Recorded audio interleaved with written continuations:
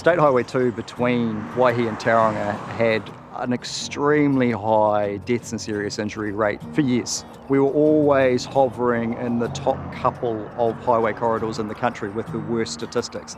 That's been the driver right from the beginning, and we've said that to every single person that gets employed here. You know, this is what you're doing. You're doing this to save lives.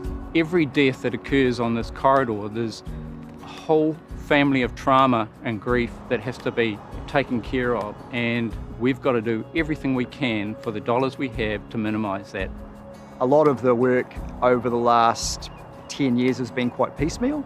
So we've had bits and pieces like chasing black spots or chasing those accident sites.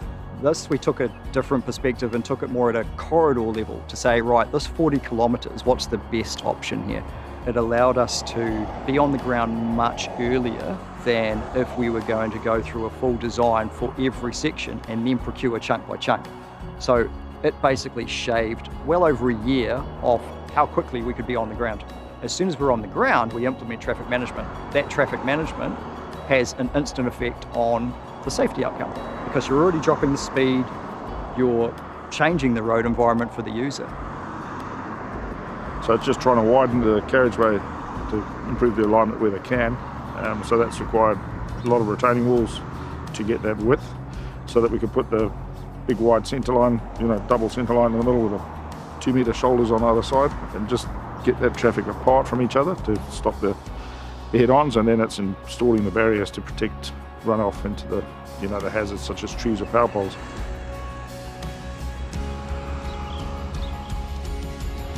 So this model really is early engagement with the contractors, the builders, the utility authorities, everybody that impacts on the corridor to get them part of the solution. So we were looking at mobilising for enabling works at 50% design, mobilising the build at 80% design.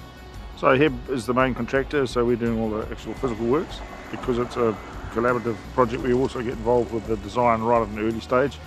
Look at the practicalities of what is designed and whether it can be changed, made simpler, cheaper, quicker, faster.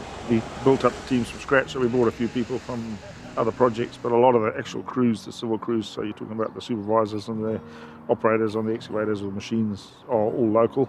It allowed everyone to view the corridor as a corridor as well, instead of just, here's your chunk of road that you're dealing with now. So it's a great way of going about collectively taking those various safety projects that are all spread down a corridor and bundling them up into a single model. You do get good efficiencies, you do learn, you do have leverage in terms of your purchasing power. You end up with a very skilled workforce. We've got a lot of young staff, young engineers out of straight out of the university, and to be able to mentor them and build them and bring them through on the journey, to me is a great driver. The passion comes from being part of a community and wanting to leave the community in a better spot than you inherited it. The passion I have and the passion all this crew has is that it wants to improve this highway for its family, its whānau that use it.